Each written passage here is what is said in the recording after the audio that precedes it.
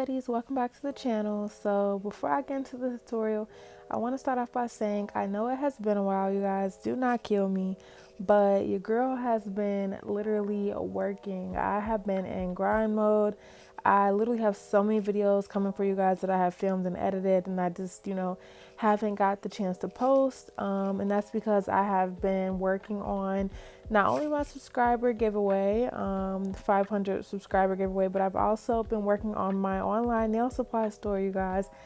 So many people have asked me about that, and I am just really perfecting my craft. I'm really making sure that I just bring you guys the best, top of the top, limited, exclusive products, So your girl is working, but I got content coming for you guys, so just bear with me. But I do want to also say, make sure to comment, like, and subscribe. Hit the bell for the post notifications. That way you guys can know when I post, because you want to make sure that you're staying updated as far as my subscriber giveaway, which will be coming soon. So yeah, anyways, let's hop right into the tutorial. So as you can see, I started by pushing back my client's cuticles, and then I took my cone drill bit and I went around the cuticle area, just exposing the entire nail, getting all of the nitty gritty out. I then took my 180 sanding band and I just lightly went over the natural nail. This just gets rid of all of the natural oils that our nails produce, and that is very important because those natural oils do eliminate the bonding of the acrylic to the natural nail. So if you don't do that, you will have lifting, you will have nails popping off. You want to make sure that you're just slightly going from left to right or right to left, whatever's comfortable, covering top to bottom, covering the entire nail. You want to make sure that you are completely getting all of those natural oils off. I do want to mention real quick, ladies, I had seen a comment in my comment section saying something about the grit of the sanding band that I used, and I was kind of confused, so I went back and I started to watch my old videos, and for some reason, you guys, I have been saying that I use an 80 grit sanding band. I do not. Any nail tech knows that you cannot use more than a 180 sanding band, or that you shouldn't use more than a 180 grit sanding band on the natural nail. I don't know why I was saying that, you guys. I can literally show where, like the sanding bands that I use, that I ordered, that are 180 grit. I don't know where I got that from, but I just wanted to clear that up, and I'm so glad that they commented and said that, because I would have kept speaking out the tongue saying 80 grit. I don't know what the heck was going on with that, but yeah, so I just wanted to throw that in there. Thank you for whoever that was that commented that. So to get back to the tutorial, we went ahead and did most of the original prep. So now we're just going to finish up with the shaping. She did want to keep a nice straight square. So as you can see, I used my square nail tips to start off, and I just went in and I filed the sides at a 90-degree angle, and I also filed the free edge at a 90-degree angle straight up and down. One thing I really like about these tips is that, like I said, they do come mostly pre-shaped, but regardless of the nail tip, regardless of the shape that they come, I do always still go back in and file and add my own touch on them. I do not play by my shape, so I love everything to be super nice and crisp and clean. But having a nail tip that's, I guess, pre-shaped does kind of help sometimes. Even though I'm sure other nail techs just like myself do still go back in and clean up the shape a little bit more to their liking. So now I'm going in with that same sanding band, and I'm just going over where the nail tip meets the natural nail. And this is super important. This is called blending the nail tip. This is super important because it helps prevent like lifting. It does help with the retention rate, which is just the overall lasting of the set. So that's super important. And then I'm also filing the entire nail tip, and this is completely optional. I do personally recommend it because I have found that, like, when I started to do this, and even still now since I still do this, the acrylic just kind of applies better and it adheres to the nail better. I don't know, it's just something that I kind of experimented with and it's worked so well for me, so I always like to recommend that. It's completely optional, but it really helps me, so I always like to throw that in there. Another step that I did not film was clipping the cuticles. I know that's pretty optional. Some texts do it, some texts don't recommend it. I personally do. I feel like it really adds to the overall cleanliness and um, quality of the set, but I don't usually ever film that. So now I'm going in with my Mia Secret Dehydrator, which just adds another layer of getting rid of those natural oils. And I am also going back over that with my Young Nails Protein Bond or Primer. So that is what helps with the adhesion of the acrylic and the bonding. So I don't know what happened to the beginning of this video, like my first bead of acrylic, but we're here at this point, so we're just gonna go ahead and fast forward. So this is actually a freestyle birthday set. She is a Libra, so we're doing like a Libra themed set, and she did not care. I had literally 100% freedom over this set, so I decided to be a little bit different and do like silver and black. So I'll most of the design, well, this was kind of like a mixed set, so we did a lot of the design during the acrylic process, but we also did a lot of last minute razzle dazzle towards the end too. So this nail is going to be a pixie bead nail. Some people call it well, it's not really caviar. Caviar is more of like the clear beads, and pixie crystals are more of like the same idea, but they look more like crystal-y like. So you'll see what I mean once you see once we go and add those. But the reason I'm doing a silver glitter acrylic underneath is because anytime I use like a full nail of stones or glitter or the pixie crystals, anything of that sort, I like to match the base with a color that is not, if it's not the same, pretty much the same. And I do that because if there's ever any, pieces that may come off, or, a part that chips, whatever the case may be, it will still, I guess the nail will still kind of blend in. It'll still kind of match the rest of the design. People are constantly using their hands. Anything could happen. So rather than have like a clear nail and some of the glitter chip off and now you can see the clear nail, I like to just, like I said, kind of match it. So the pixie crystals are kind of like a crystally, silvery, diamondy type of look. So it actually looks really well. And on top of that, not only do I feel like it helps in that aspect, but overall I just feel like it kind of improves the overall like color, the overall look of the glitter or the crystals or the stones. I don't know, I just feel like it helps kind of bring them out a little bit more. Maybe that's just me, but I don't know. So this nail is just going to be, as far as acrylic, it's just going to be a plain nude nail. I am using my Young Nails Cover Rosebud. This is my favorite acrylic by them so far. I haven't used all of their acrylics, but from the ones that I have used, this is definitely my favorite. I think it's just the color and the consistency that I'm in love with. Like, I pretty much use this as my base acrylic. I'm not a big fan of clear acrylic unless I'm doing a design, but this right here, this is my jam. I really love this acrylic. So as you can see, I'm working my way up from the free edge of the nail up to the cuticle. You guys know that I always typically say 3 or 4 beads will get you a solid foundation, a solid apex, a solid structured nail. Granted, if the nail is, a different shape or a different length, or you're doing a different design, you may have to use more. And 3 to 4 is just what I recommend. It's just like a starter. You might feel like you have to go back in and add some more here, or you may have, got the whole nail together with only 2 beads. It really is just what works best for you as a nail tech. I just like to recommend and say what I use and let you guys, kind of take it and do what you want with that information. Tweak it if you need be. Even me personally, sometimes I have to go back in and add a few more beads, but like as you can see in this instance, 4 beads was enough to build the nail. One thing that I do want to remind you ladies of is the idea that the entire nail has to be thick in order for the nails to be good quality or in order for the nails to last.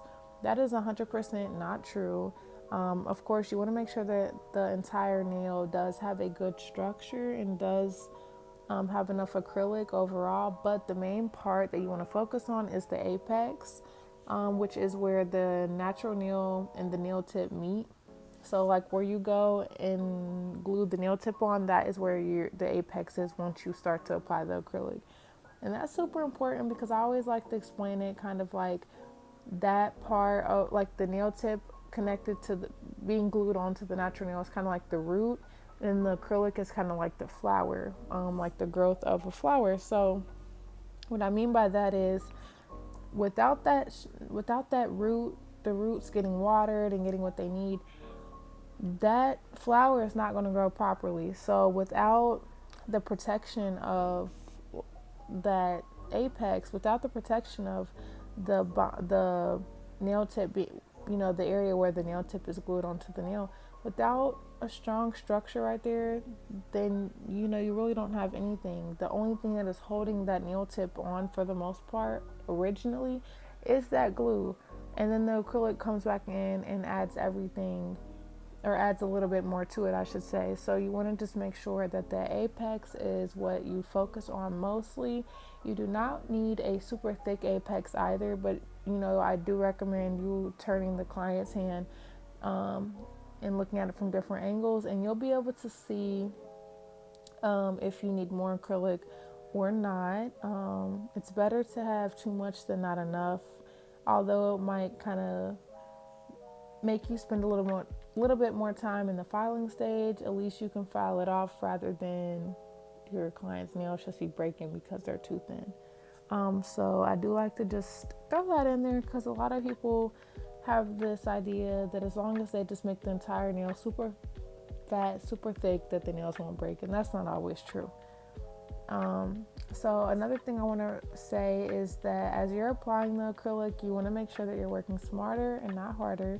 And what I mean by that is, as you can see, I'm constantly wiping the sides of the nails and the free edge, just kind of keeping that shape nice and clean, nice and crisp. And this helps a lot because when we get to the filing stage, I'm not really having to shape the nail. I'm just cleaning it up because I kept it so clean during the application process. I think that is super big.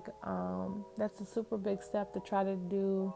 I know not everyone cares about doing that. Not everyone is able to do that.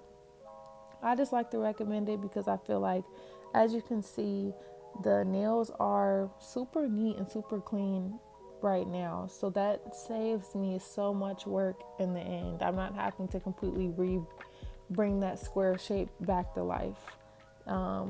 So I like to throw that in there. And also, you guys, as you can see, I'm doing right here, I always recommend wiping the cuticle area, keeping that cuticle area clean. Even if you know that there's no acrylic there, even if you think there's no acrylic there, whatever the case may be, still wipe that acrylic area, because if any acrylic gets in that area and it floods and you don't know that, you're going to have lifting 100% for sure. And I have had to try to fix that area after applying the acrylic, and it is no fun. It's literally the most tedious, stressful thing ever, because you try to take your file, you try to take your drill bit, you try to take so many things trying to get all that excess acrylic in. Like it's just all bad. So you want to make sure that you're constantly keeping that area clean and free of all acrylics. That way you don't have any lifting, any flooding of the acrylic. And just overall having a nice clean nice clean set. So yeah, thanks for going to my TED Talk. But yeah, so this next finger is going to be the same as the pinky finger. I'm just going in with some of that glitter acrylic. This is actually from Sugar and Cream. I forget the name. If you are someone that wants to know what the name is of this acrylic, just leave me a comment down below and I will figure that out. And I will reply to your comment with that. I think I forgot to mention, but as you can see that I did on the pinky nail, I'm going to be doing it on this finger too, was capping the finger in clear acrylic. And I just did that. I guess technically, since I'm putting the pixie crystals over top, I didn't have to do that. It's a force of habit. Anytime I use acrylic that is like this, that has like the glitter in it. I do like to cap it because when I go back over it with my e-file or my drill bit, I don't like it to take off any glitter, or take some off here and not any there, and now I have like a little spot missing or anything like that. So it's just a force of habit of me capping it with clear, and I did that here as well. So like I said, in this instance, since I'm covering it with the pixie crystals, it's not really required because it's going to be covered. But generally, if I was not completely covering this nail, then I would say it's definitely a must. Only because I just say that because, like I said, I don't want to, when I go and file it, I don't want any of that glitter to come off. I don't want it to be looking uneven in any spots. I don't want it to be looking bald in any spots. I want it to be completely full and glittery and, doing its thing. So, and as you can see, I didn't use much acrylic, well, much clear acrylic at all. So when it comes to encapsulation, you kind of want to know the goal of the encapsulation prior to doing it. So like what I mean by that is, in this case, the goal of the encapsulation was just to simply protect that glitter. So I didn't have to use a whole bunch because I wasn't trying to build up a nail. I was just trying to cover and protect what I already had. So I didn't need much acrylic. Whereas if I was encapsulating something, say like flowers or stickers or something of that nature, and I needed to not only cover that, build up the nail, that's when I would use more acrylic, obviously. But I just like to mention that because some people think that, oh, well, I'm still applying acrylic, so I still have to do the same method as I would with anything else, any other time I'm applying acrylic, which in this instance, like how I did for this set, was not true. I already had a nice built up nail with the glitter acrylic in general, so I just wanted to kind of protect that, and I just used, I think it was like 2 beads of acrylic, and that was pretty much it.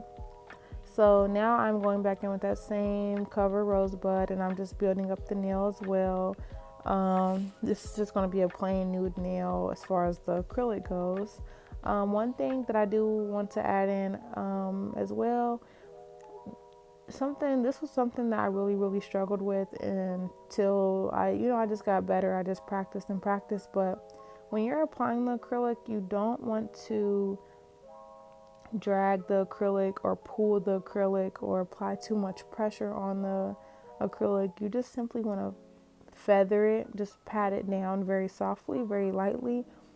And that's because obviously if you're dragging the acrylic or you're pulling it, it's going to not only get all mixed into the bristles of your brush, which could cause clogging, but you're just going to be taking most of your product off and wiping it right back on that napkin or towel, whatever it is you're using.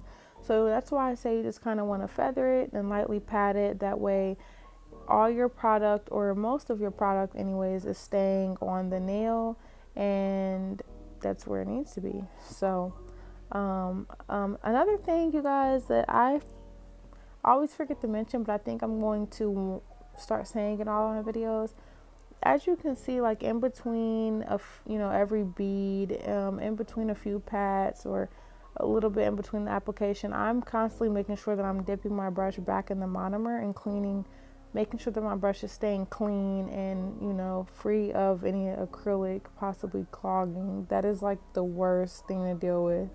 Well, one of the worst in my opinion. So it is important to make sure that you're constantly keeping that brush clean, because it doesn't take any time for that acrylic to dry in your bristles, and now you got a clogged brush. So I don't know why I have never really thought to really mention that in my videos, but I just thought about it, and I think I'm going to definitely start saying that, because that was something that I used to be buying brushes off Amazon, y'all, like every 2-3 weeks, which is freaking ridiculous. But I had to, because they were just dead. So once I learned that and paid more, not even learned it, once I paid more attention to that, I stopped having that problem. So yeah, I just wanted to add that in there. But now I'm just going back in and just cleaning up the shape. As you can see, I'm literally not having to spend long on each nail at all whatsoever, because like I said, during the application process, I kept it very neat and very clean.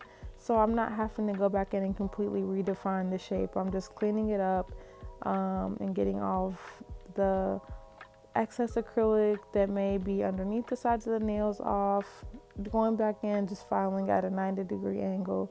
As you can see, like I just mentioned, I am getting underneath the sides of the nails, and that's important because once you have already had the acrylic applied, you could have potentially maybe got some, pushed under there, especially if you're someone like me who is constantly patting the sides of the nails, patting the free edge to keep that nice square shape. Sometimes it does push acrylic or product underneath there. So you just want to make sure that you are filing that part to leave off with a nice straight underside of the nail. So this is how they look so far. And as you can see, I am turning the client's hand and looking at it from a different angle, making sure that those tips are nice and straight and clean. Look at those, y'all. Those are fire. Yeah, sorry, excuse me. But now I'm going back in, and there's 2 steps when it comes to using the e-file. So one is you're going to be sealing the cuticles. So that's when you take your drill bit and you just file around the cuticles. And sealing the acrylic, sealing the cuticles is really, really important because it helps prevent lifting and it helps make sure the acrylic is down where it needs to be. You don't have any excess, you don't have any lumps or bumps up there around the acrylic area. And then, of course, the second step is just smoothing the entire nail out. So you want to make sure that you are working from side to side, from the complete top of the nail all the way down to the bottom of the nail. That's important because, like I said, you want to make sure that the entire nail is smooth and even and ready to go for design. You don't want to have any lumps or bumps left in your client's nails. You just want to make sure that it's nice and smooth. Now, you do want to make sure that you are not applying too much pressure and that you're constantly moving your drill bit. I say that because leaving your drill in one spot for too long or applying too much pressure will cause friction, and friction will bring a lot of heat to your client's nails. It's not a fun feeling at all. It just gets really, really hot for a little while. So you just want to make sure that you're constantly moving it. And just working a little lighter handed. If you feel like your client is, continuing to complain about burning, maybe try turning down your drill a little bit and see if that helps. So here I'm just buffing the nails. This is a super easy step. You just do want to make sure that you're getting the entire nail because this will help get any imperfections that the drill bit may have left. So any scratches or any marks, this buffing part really gets rid of that. And I did not film this step, but I then put cuticle oil around her cuticles and had her wash her hands. And I just always do that because I feel like that really helps get all of that dust, like all of that junk that just got onto the nails from all of that hard work we was just putting in. It just completely removes it and gives us a nice clean area to work with. So as far as the design part goes, so like I mentioned, these are going to be the pixie nails. So I just went ahead and put my Macart rhinestone glue on, and I'm taking one of my little cleanup brushes and I'm just kind of using it to smooth that out over the entire nail. I do this because I don't like leaving the glue, having any bulges or bumps or anything like that. I like it to be nice and smooth. That way whatever I'm applying can lay nice and smooth. So yeah, I just went ahead and poured those over top of the nail. Don't judge me, you guys. Yes, I have these in an old clear acrylic container, but that's because when I buy them they come in a bag, and the bag just makes it so hard to apply them. So I just always, every time I order them, I cut them open and pour them in that jar, and that's where I keep them. So for now, that's their home. So yeah, as you can see, I'm just pouring them over top the nail, and I'm taking my cleanup brush. I dipped it in acetone to clean that glue off, and I'm just going around the entire cuticle and the entire nail, and I'm just patting it, cleaning it up, making sure that there's no pixie crystals, hanging off, or in an area where they shouldn't be, any excess anywhere. I'm just, bringing back that shape, making sure that it stays nice and square. I don't want it to be there to be any rigid areas, or I don't want the crystals to be poking out more on one side than they are on the other. I'm just, overall, I'm just going back through and making sure that the square shape is still there, and that the crystals are applied nicely and neatly.